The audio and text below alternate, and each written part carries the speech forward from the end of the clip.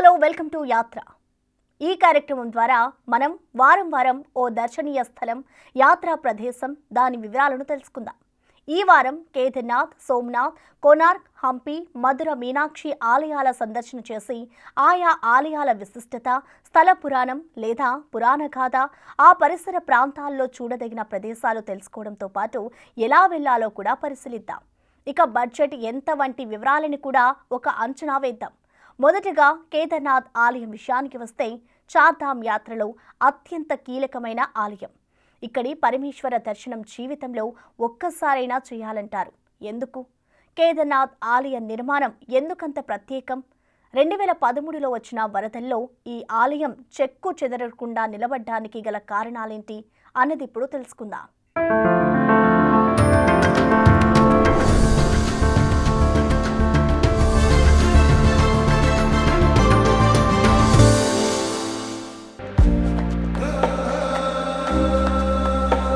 కేదార్నాథ్ భారతదేశంలోని అత్యంత ఎత్తైన ప్రదేశంలో వెలిసిన ద్వాదశ జ్యోతిర్లింగాల్లో ఒకటి. చోటా చార్ధామ్లో అత్యంత ప్రధానమైన ఆలయం. సముద్ర మట్టానికి 3583 మీటర్ల ఎత్తులో వెలిసిన ఇక్కడ శివుణ్ణి కేదారనాథుడని పిలుస్తారు. కేదార్ అంటే క్షేత్రమని, నాథ్ అంటే ఆ క్షేత్రానికి ప్రభువు అని అర్థం. అందుకే ఈ క్షేత్రానికి కేదార్నాథ్ అన్న పేరొచ్చినట్టుగా చెబుతారు. కాశీ కేదార మహత్యం ప్రకారం ఇక్కడ ఆలయ ప్రాశస్త్యం ఏంటని చూస్తే, ఈ ఆలయాన్ని పాండవులు నిర్మించినట్టు చెబుతుంది స్థల పురాణం. మహాభారత కథనం ప్రకారం వ్యాసుడి సలహా మేరకు ఈ ఆలయాన్ని పాండవులు నిర్మించినట్టు తెలుస్తోంది. మహాభారత యుద్ధంలో తమ సోదరులైన కౌరవులను హతమార్చడం ద్వారా వచ్చిన పాపాన్ని శమింపచేయడం కోసం పాండవులు శివుణ్ణి వేడుకోవడానికి ఇక్కడికి వస్తారట. అయితే ఆ పరమేశ్వరుడు వీరి పాప ప్రక్షాళన చేయడానికి అంగీకరించడట. దీంతో ఎద్దుగా మారిన పరమేశ్వరుడు కొండపై సంచరిస్తాడట. ఎట్టకేలకు శివుడి అనుగ్రహం పొందడానికి పాండవులు ఆ వృషభాన్ని వెంబడిస్తారట. శివుడు తన తలను భూమిలో పాతిపెట్టి దాక్కుంటాడట. దీంతో పాండవులు తలో రకంగా ఆ వృషభాన్ని లాగడం వల్ల ఎద్దు తల రుద్రనాథ్, ఇతర శరీర భాగాలు 4 వేర్వేరు భాగాల్లో పడినట్టు చెబుతుంది ఇక్కడి క్షేత్రగాథ. అందుకే శివుడిక్కడ పంచకేదారాల్లో వెలిసినట్టు చెబుతుంది స్థల పురాణం. కేదార్నాథ్ గురించి స్కంద పురాణంలో కూడా కనిపిస్తుంది. శివుడు తన జటాజుటాల నుంచి పవిత్ర జలాన్ని విడుదల చేసిన ప్రదేశంగాను ఈ క్షేత్రాన్ని భావిస్తారు. దీన్నే కేదారమని, తద్వారా వెలిసింది కేదార్నాథ్ అని కూడా అంటారు.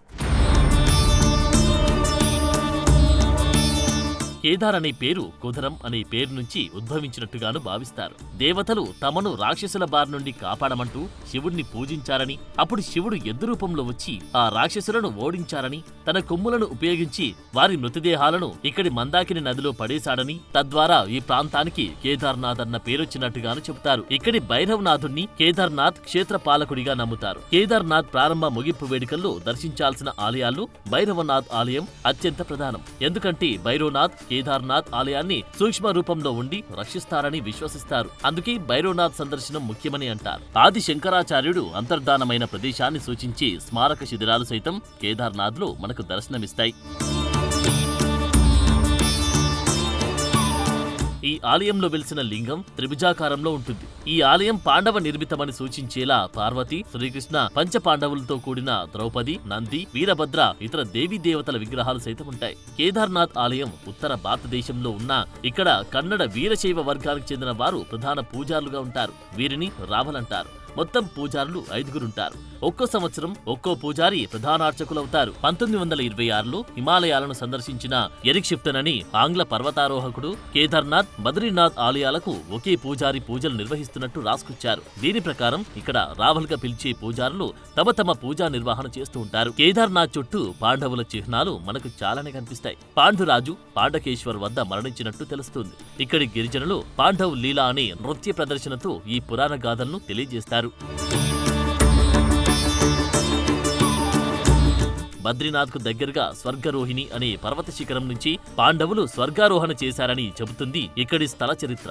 ఈ సమయంలో ధర్మరాజు బొటనవేలు ఇక్కడ పడిందని, దీంతో బొటనవేలంతా ఆకృతిలో శివలింగ స్థాపన చేసినట్టుగాను చెబుతారు. ఇక్కడి త్రిభుజాకార లింగానికి నెయ్యితో మర్దన చేస్తారు. ఎందుకు కారణమేంటంటే, భీముడు ఎద్దు రూపంలోని శివుడిపై తన ఆయుధాలతో దాడి చేయడం వల్ల శంకరుడి వల్లంతా హూణమైందని, ఆ నొప్పులను తీర్చేలా భీముడు ఈ లింగానికి నెయ్యితో మర్దన చేశాడని ఆ ఆచారం ఇంకా కొనసాగుతుందని అంటారు. నెయ్యి మర్దనతో పాటు నీరు, నేరేడు ఆకులతో ఇక్కడ పూజలు నిర్వహిస్తారు. 1200 ఏళ్ల నాటి ఈ పురాతన ఆలయం 400 ఏళ్ల పాటు మంచుతోనే కప్పబడి ఉండేదట. ఆ తర్వాత తిరిగి జీవనం పోసుకుందట. మహావిష్ణువు నారాయణ రూపాన్ని ధరించి శివుడు నివసించి బద్రీనాథ్ చేరుకున్నాడని, ఆపై విష్ణువు కోరికపై శివుడు కేదార్నాథ్ చేరుకున్నాడని చెబుతారిక్కడి పూజారులు. ఇలా భారతీయ ఇతిహాసాల ప్రకారం ఎన్నో విశిష్టతల సమాహారం కేదార్నాథ్. అందుకే అంటారు కేదార్నాథ్ జీవితంలో ఒక్కసారైనా సందర్శించాల్సిన పరమ పావన క్షేత్రమని. 2013లో వచ్చిన వరదల్లో ఇక్కడి ఆలయం చెక్కుచెదరకపోవడం అంతా ఆ శివలీలగా నమ్ముతారు. అయితే ఈ ఆలయాన్ని పరీక్షిత్ మహారాజు అద్భుతంగా నిర్మించాడని, ఈ ఆలయాన్ని ఇంటర్లాక్ రాక్ సిస్టమ్ ద్వారా నిర్మించడం వల్ల ఇది ఎన్ని ప్రకృతి వైపరీత్యాలు వచ్చినా చెక్కు చెదరదని అంటారు. శివభక్తులు మాత్రం ఈ ఆలయంలో కొలువైన ప్రధాన దైవమైన శివుడు ఈ ఆలయ పరిరక్షణ చేస్తాడంటారు.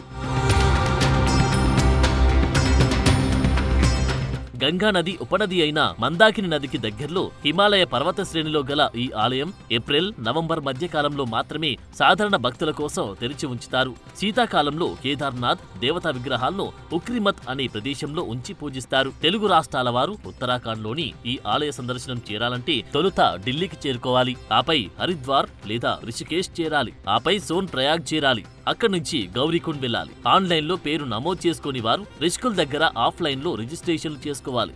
క్యూఆర్ కోడ్ తీసుకుని చోట చార్ధామ్ యాత్రలో ప్రధానమైన కేదార్నాథ్ దర్శనం చేసుకోవాలి. గౌరీకుండ్ నుంచి బాస్కెట్లు, గుర్రాలు, పల్లకీలుంటాయి. నడవలేని వారు వీరిని కిరాయికి మాట్లాడుకుని కేదార్నాథ్ ఆలయం చేరుకోవచ్చు. గౌరీకుండ్ గేట్వే నుంచి మొత్తం 15 కిలోమీటర్ల మేర ప్రయాణించాల్సి ఉంటుంది. మధ్యలో వచ్చే తప్తకుండులో వేడి నీళ్ల ప్రవాహం కనిపిస్తుంది. ఇందులో వేడివేడిగా స్నానం చేసి తర్వాత బయలుదేరుతూ ఉంటారు భక్తులు. కేదార్నాథ్ యాత్ర బడ్జెట్ విషయానికి వస్తే బస్, ట్రైన్, ఫ్లైట్ ద్వారా ప్రయాణిస్తుంటారు. వీటిని బట్టి బడ్జెట్ ఉంటుంది.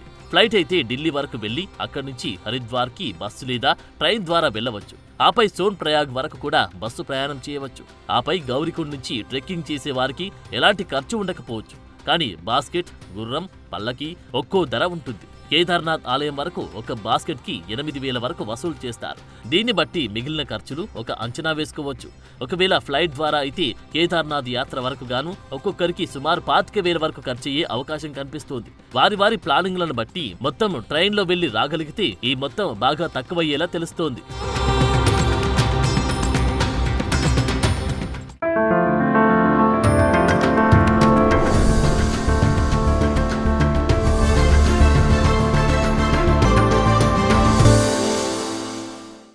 ద్వాదశ జ్యోతిర్లింగ యాత్ర ప్రారంభించే వారి తొలి పుణ్యక్షేత్రం ఏదో తెలుసా?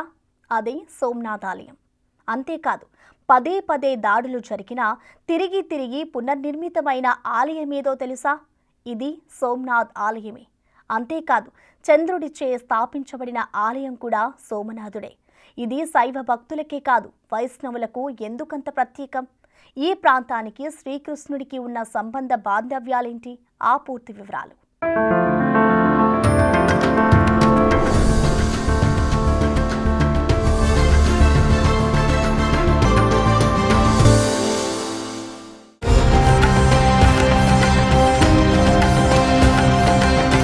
సౌరాష్ట్రే సోమనాథంచ శ్రీశైలే మల్లికార్జునం అంటూ మొదలవుతుంది జ్యోతిర్లింగ స్తోత్రం. దీన్ని బట్టి చెప్పొచ్చు జ్యోతిర్లింగాల్లోని సోమనాథేశ్వరుడు మొదటివాడని.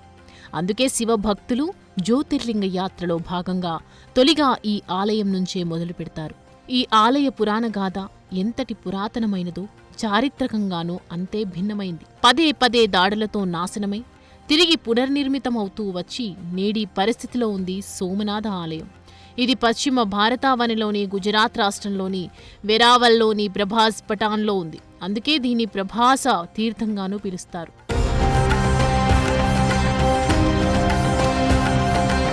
అరేబియా సముద్ర తీరాన వెలసిన ఈ పుణ్యక్షేత్రం సముద్ర అలల తాకిడి తట్టుకునే విధంగా ఏకంగా 25 అడుగుల ఎత్తున ఉన్న బండరాళ్లతో నిర్మించిన మట్టం మీద రూపుదిద్దుకుంది. ఈ ఆలయ గర్భగుడిలోని శివలింగం 4 అడుగుల ఎత్తుండి ఓంకార రూపంలో అమర్చబడి ఉంటుంది. చారిత్రకంగా చూస్తే ఈ ఆలయం మొదటి శతాబ్దానికి చెందినది. తర్వాత శిథిలం కాగా తిరిగి నిర్మించారు. ఆపై జరిగిన దాడుల కారణంగా తిరిగి చోళుల కాలంలో పునర్నిర్మితమైంది. ఆ తర్వాత ఈ ఆలయం ఎన్నోసార్లు దాడులకు గురైంది. ఆ కాలంలో ఇక్కడున్న ధనరాశులే ఈ దాడులకు కారణంగా తెలుస్తోంది.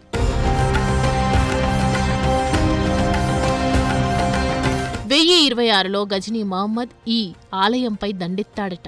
ఆలయంలోని లింగాన్ని ముక్కలు చెయ్యాలని చూసి ఆ పని చేయలేక చేతులెత్తేశాడట. గజనీ సేనలను హమీర్ గోపాల్, పరమదేవ్ సేనలు ఎదురొడ్డి నిలిచాయట. ఎట్టకేలకు హమీర్ గజనీ సేనలు పారిపోయేలా చేశాడట. ఆపై ఆలయ పునర్నిర్మాణం జరిగినట్లు చెబుతోంది స్థల చరిత్ర. 1296లో ఖిల్జీ హయాంలోనూ ఆలయంపై దాడి జరిగిందట. ఉలుంఖాన్ అనే ఖిల్జీ సేనాని శివలింగాన్ని ముక్కలు చేసి ఖిల్జీకి కానుకగా ఇచ్చాడట. ఆ తర్వాత జనాగఢ్ రాజకుమారుడు ఈ ఆలయాన్ని పునర్నిర్మించారట.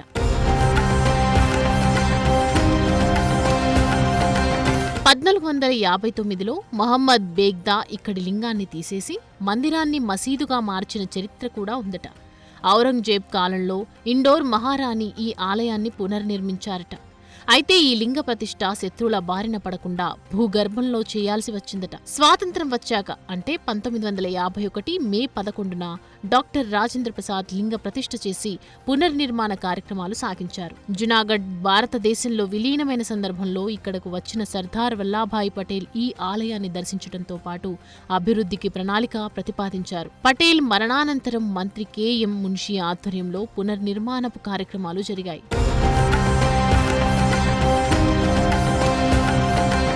ఈ ఆలయ పునర్నిర్మాణానికి మన తెలుగువారికి కూడా ఒక సంబంధం ఉంది. 1970లో సత్యసాయిబాబా ఆలయ ప్రారంభోత్సవంలో పాల్గొన్నారు. ఆ తర్వాతి కాలం నుంచి ఈ ఆలయం అన్ని వసతులతో తులతూగుతోంది. ఇది స్థల చరిత్ర కాగా స్థల పురాణం మరోలా ఉంది. దీని ప్రకారం చూస్తే చంద్రుడు ఈ ఆలయాన్ని బంగారంతో నిర్మించినట్లు చెబుతాయి మన ఇతిహాసాలు. దక్షుడి శాపం కారణంగా ఇక్కడ చంద్రుడు ఘోర శివ తపస్సు చేయగా ప్రత్యక్షమై శాప విముక్తి గావించాడట. దీంతో ఈ ఆలయంలో వెలసిన శివుడికి సోమనాథుడనే పేరొచ్చింది. మరీ ముఖ్యంగా వృషభ రాశివారు ఈ ఆలయాన్ని తప్పనిసరిగా సందర్శించాలని చెప్తారు. అంతేకాదు భార్యాభర్తల అనుబంధంలో ఇబ్బందులు తలెత్తిన వారు కూడా ఈ ఆలయ సందర్శనం చేయాలని అంటారు. ఎందుకంటే ఇక్కడ శివుడు చంద్రుడికి చేసిన ఉపదేశం అలాంటిదని అంటారు.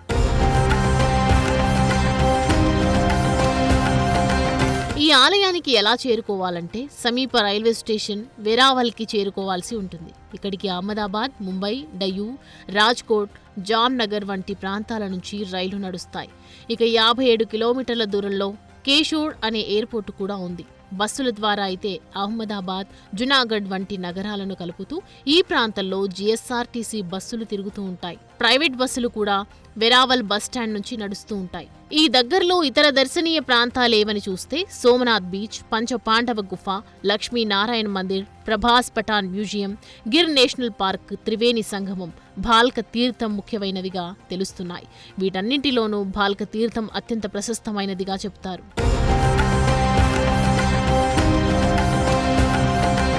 సోమనాథ్ ఆలయానికి కేవలం 4 కిలోమీటర్ల దూరంలో ఉంటుంది భాల్క తీర్థం. ఇక్కడ ఒక వేటగాడు శ్రీకృష్ణుడి పాదాలను గురిచూసి కొట్టడం వల్ల ఆయన అవతారం చాలించాడని చెబుతాయి శ్రీకృష్ణ లీలా పురాణాలు.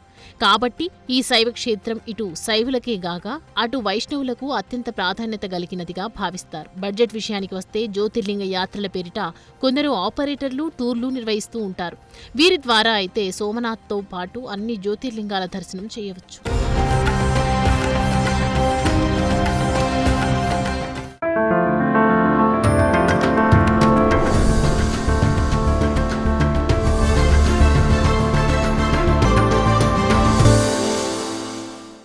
ఆదిదేవ నమస్తుభ్యం ప్రసీద మమ భాస్కర అంటూ ప్రత్యక్ష నారాయణుడైన ఆ సూర్య భగవానుడిని కీర్తిస్తుంది సూర్యాష్టకం. అలాంటి సూర్యనారాయణుడిని విగ్రహ రూపంలో కనులారా దర్శించాలంటే చేరుకోవాల్సిన ప్రాంతం కోనార్క్. కోనార్క్లోని సూర్య భగవానుడు కొలువు తీరడానికి గల కారణాలేంటి? చారిత్రక పౌరాణిక గాథలేం చెబుతున్నాయి? ఇది యునెస్కో వారి వరల్డ్ హెరిటేజ్ సైట్గా ఎలా అవతరించింది? Have a look.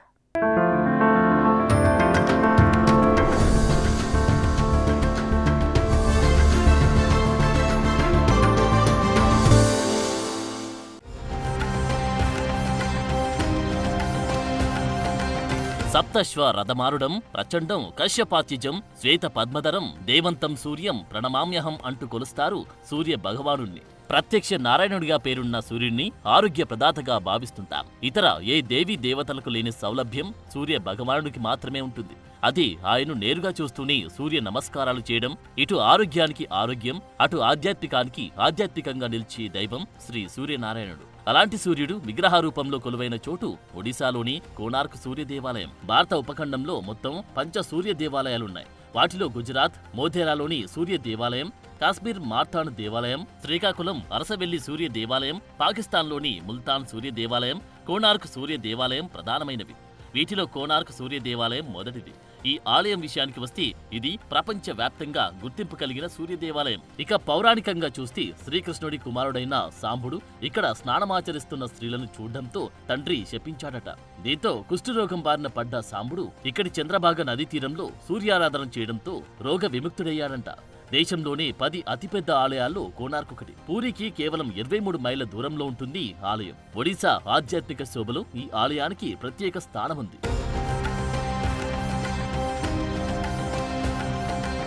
7 గుర్రాలు పూంచిన రథాకారంలో ఉంటుంది ఆలయం. ఈ రథానికి 24 చక్రాలుంటాయి.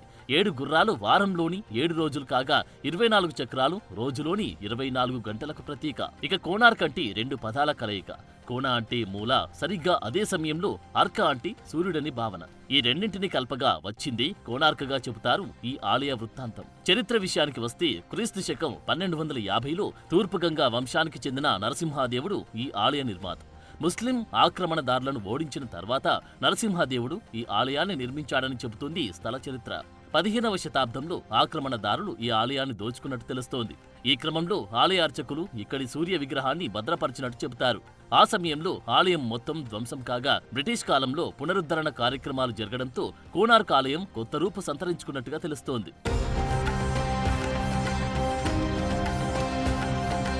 ఆలయంపై దాడి జరిగిన టైంలో సూర్యుడి విగ్రహం పూరి ఆలయంలో భద్రంగా ఉండేది. ఆ సమయంలో ఎలాంటి విగ్రహం లేక వెలవెలపోయింది కోవెల. అంటే కాలగమనంలో సూర్యుడికి కాదు ఆయన ఆలయానికి సైతం గ్రహణం పట్టినట్టుగా చెబుతారు చరిత్రకారులు. ఆదిత్యాయచ సోమయ, మంగళాయచ బుధాయచ గురుశుక్ర శనిబచ్య రాహుకేతవి నమః అంటూ ఆర్చిస్తే గ్రహపీడ బాధలు తొలుగుతాయని నమ్మిక.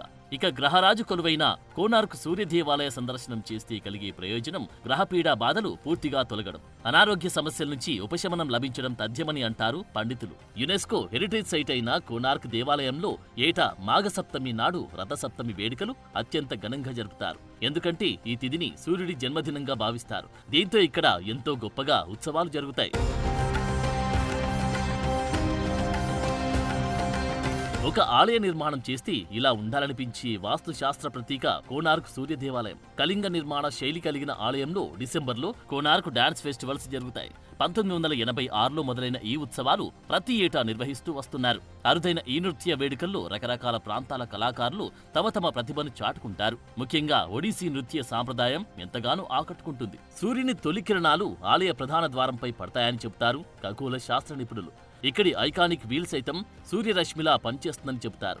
అంతేకాదు ఇది ఖచ్చితమైన సమయాన్ని సైతం తెలియజేస్తుంది. ఇది అలనాటి ఇంజనీరింగ్ నైపుణ్యానికి మచ్చుతునకగా బాసిల్లుతోంది. అందుకే దీన్ని యునెస్కో ప్రపంచ వారసత్వ సంపదగా ఎంపిక చేసింది. కోణార్క్ సూర్య దేవాలయానికి ఎలా చేరుకోవాలంటే భువనేశ్వర్ లేదా పూరికి విమానం లేదా రైలు మార్గం ద్వారా చేరుకోవచ్చు. కొందరు టూరిస్ట్ ఆపరేటర్లు ప్రత్యేక ప్యాకేజీలు నడుపుతూ ఉంటారు. పూరి భువనేశ్వర్కి చేరుకుంటే అక్కడి నుంచి గంట ప్రయాణం మాత్రమే.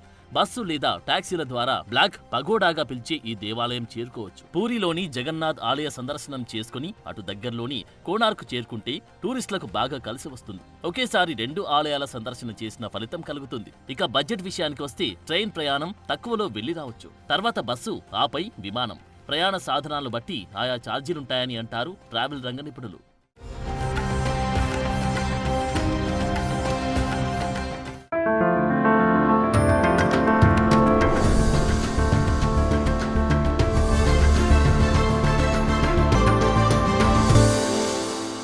హంపీలో విరూపాక్ష దేవాలయం ఈనాటిది కాదు, సత్యయుగం నాటిదని అంటారు.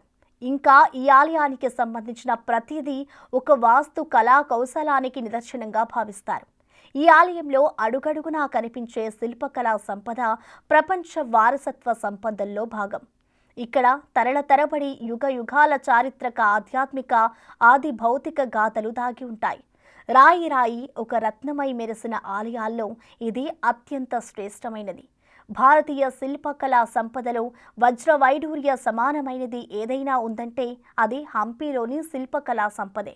అలాంటి హంపీలోని ఆలయ చరిత్ర ఎంతో ప్రఖ్యాతమైనది, ప్రశస్తమైనది, ప్రత్యేకమైనదిగా చెబుతారు.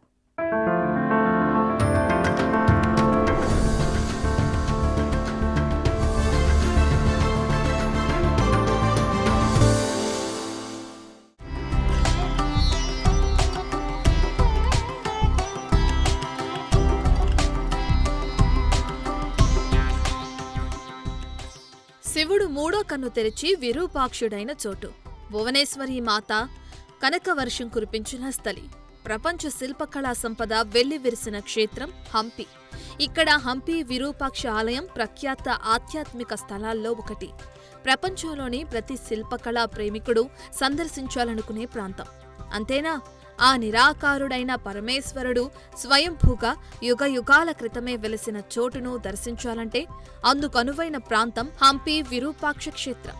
పరమేశ్వరుడు ఇక్కడి హేమకూట పర్వతాల్లో తపస్సు చేస్తుండగా ఆ తపస్సును భగ్నం చేసే యత్నం చేసిన మన్మధుడు భస్మమైన స్థలిగా ఈ విరూపాక్ష క్షేత్రానికి పేరు.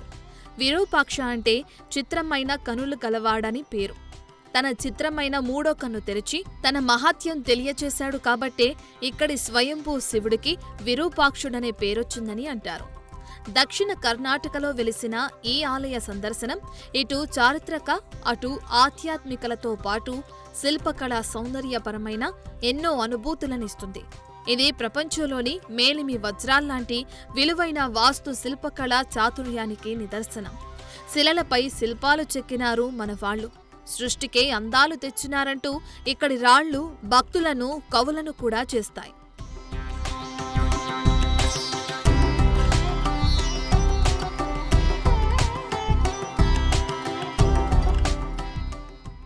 అలాంటి ప్రపంచ వారసత్వ సంపదల్లో ఒకటైన హంపి 800 గజాల పొడవు, 35 గజాల వెడల్పు గల వీధుల్లో అత్యంత శోభాయమానమైన కాళీగోపురం ఆలయంలోకి స్వాగతం పలుకుతుంది. ఇక్కడ కొలువై ఉండేవాడే విరూపాక్షుడు. ఇక్కడి శివుడు ఉగ్రరూపుడు కావటంతో గర్భగుడిలోకి నేరుగా వెళ్లే దారి కూడా ఉండదు. అంతేకాదు, ఇక్కడి నంది 3 తలలతో కనిపిస్తుంది. అది కూడా 1 కిలోమీటర్ దూరం నుంచే దర్శనమిస్తుంది. విరూపాక్ష సన్నిధిలోనే పంపాదేవి, భువనేశ్వరీదేవి ఉప ఆలయాలు సైతం ఉంటాయి. ఆ ఆలయానికి 7వ శతాబ్దం కాలం నాటి నుంచి చరిత్ర ఉంది. విజయనగర సామ్రాజ్యం కాలం ముందు నుంచే ఇక్కడి ఆలయంలో విరూపాక్షుడు కొలువుదీరినట్లు చెబుతుంది స్థల పురాణం. చాణుక్యుల, హోయసల పాలనా కాలంలో ఆలయ నిర్మాణం మొదలైందని అంటారు. అయితే ప్రధాన ఆలయం మాత్రం విజయనగర రాజులు పూర్తి చేశారని చెబుతాయి ఇక్కడి శాసనాలు.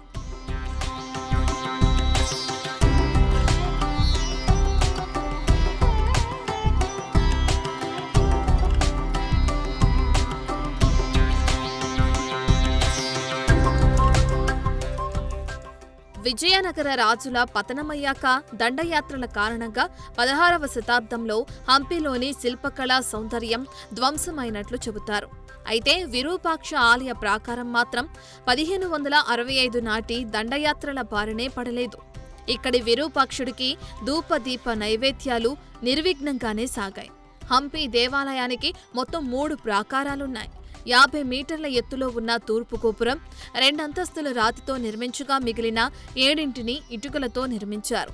ఆలయం లోపలికి వెళ్తే విశాల వినీలాకాశం కనిపిస్తుంది. స్తంభాలతో కూడిన ఇతర ఉపాలయాలు ఉంటాయి. మరీ లోపలికి వెళ్తే గర్భగుడి కనిపిస్తుంది. ఇక్కడి వాస్తుకళ ఎంతో గొప్పగా ఉంటుంది.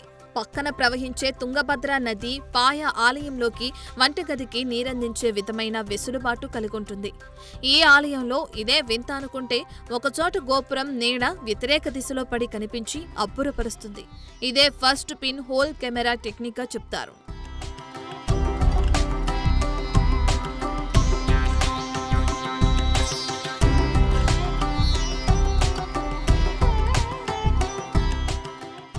ఈ ఆలయ అభివృద్ధిలో కృష్ణదేవరాయల వారి పాత్ర ఎంతో ఉన్నట్లు కనిపిస్తుంది.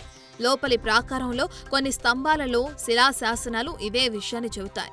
ఏ స్తంభాల వసారాను రాయలవారు 1510వ సంవత్సరంలో కట్టించినట్లు చెబుతుంది ఆలయ చరిత్ర. ఆలయంలో అత్యంత ఆకర్షణీయమైన విశేషాలేంటని చూస్తే ద్రవిడ నిర్మాణ శైలి, రంగమండపం. వీటితో పాటు పవిత్ర గర్భగుడిలో ఉగాది పాఠ్యమి నాడు సూర్యకిరణాలు విరూపాక్షుడిపై పడ్డం మరో ప్రత్యేకత. ఇక్కడి ఆలయంలో సహజ సిద్ధమైన కాంతి ప్రసరణల కోసం కొన్ని ప్రత్యేక నిర్మాణాలు సైతం కలిగుంటాయి. హంపి ఆలయానికి రావటం అంటే ఒక శిల్పకళా ప్రపంచంలోకి వచ్చినట్లే. ఇక్కడ విరూపాక్ష రథోత్సవం అత్యంత కమనీయం. చైత్రమాసం దశమి నుంచి 9 రోజుల పాటు జరిగే ఈ ఉత్సవం మామూలుగా ఏప్రిల్ నెలలో వస్తుంది. దీన్నే పంపాపతి ఉత్సవం లేదా హంపమ్మ ఉత్సవం అని పిలుస్తారు. పౌర్ణమి రోజున జరిపే ప్రసిద్ధ బ్రహ్మగిరి రథోత్సవాన్ని హంపి హున్నిమే అని కూడా పిలుస్తారు. మార్గశిర మాసంలో మరో ముఖ్యమైన పండుగొస్తుంది. దీన్నే ఫలపూజ అని కూడా పిలుస్తారు. కళ్యాణోత్సవం, డోలోత్సవం, పల్లకీ సేవ కూడా నిర్వహిస్తారు. ఇది విరూపాక్ష పంపాదేవి వివాహానికి ముందు జరిగే ఆచార్యం. అంటే ఆ దేవదేవుల నిశ్చితార్థంతో సమానం.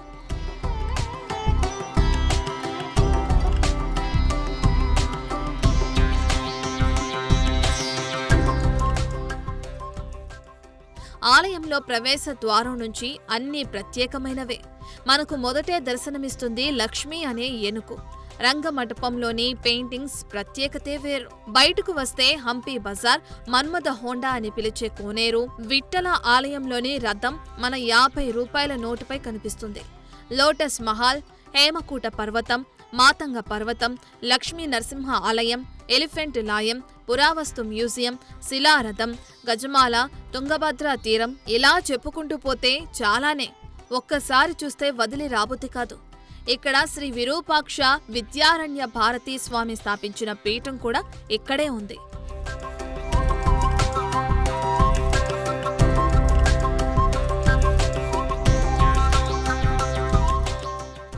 కర్ణాటకలోని బళ్ళారి జిల్లాలోని పట్టణమైన హంపీకి వెళ్లాలంటే పక్కనే ఉన్న హోస్పేట్కి రైలు లేదా బస్సు ద్వారా వెళ్లవచ్చు. విమాన మార్గం కావాలంటే బెంగళూరు నుంచి హోస్పేట్ విద్యానగర విమానాశ్రయానికి విమానాలు అందుబాటులో ఉంటాయి. హంపి యాత్ర చేయడానికి 3 రోజుల వరకు సమయం పడుతుంది.